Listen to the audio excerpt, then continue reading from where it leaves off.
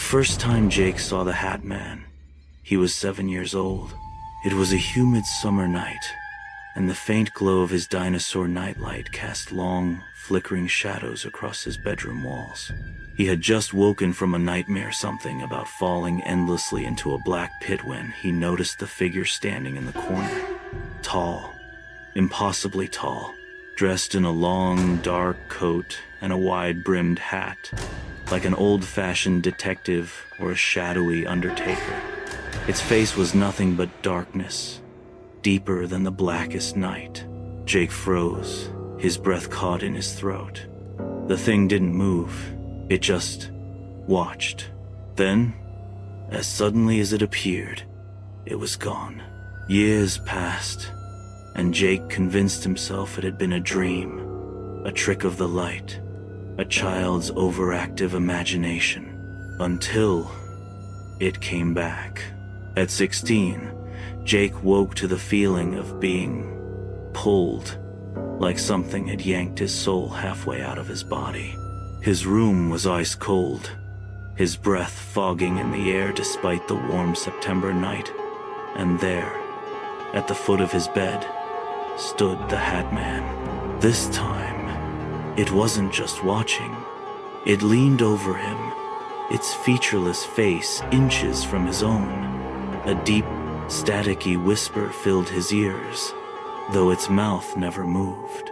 "You belong to me," Jake screamed. His parents burst in, flipping on the light, but the figure was already gone. By 23, Jake had done his research. Shadow people, the Hat Man, countless reports of the same entity across cultures, across centuries. Some believed it was a demon. Others thought it a traveler from another dimension. A few even claimed it fed on fear, like some kind of psychic vampire. Jake didn't know what it was. He just knew it was real, and it wasn't done with him. Then came the night of the blackout. The power died just after midnight. Jake, now living alone in a creaky old apartment, lit a candle and tried to ignore the prickling sense of being watched. That's when the whispering started. Not from one corner, from everywhere. Jake, his blood turned to ice. The candle flame flickered, then stretched unnaturally tall, casting a huge distorted shadow against the wall. A shadow wearing a hat. The Hat Man stepped out of the darkness. No, not one. Hat Man. 3. They surrounded him, their hollow faces drinking in his terror. The whispers grew louder, merging into a single, deafening hiss. "We've been waiting." Jake stumbled back, knocking over the candle. The flame died.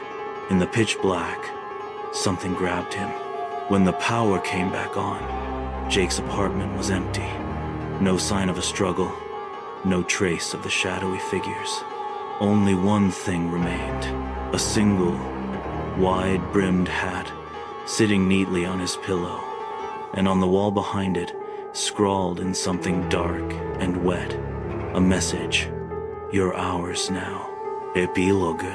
Neighbors reported hearing whispers through Jake's walls for weeks after his disappearance.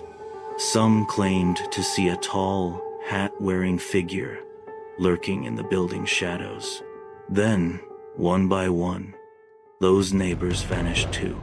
And the Hat Man? He's still watching, waiting, hungry. Maybe you'll see him tonight just out of the corner of your eye, just as the lights flicker, just as the whispers begin, and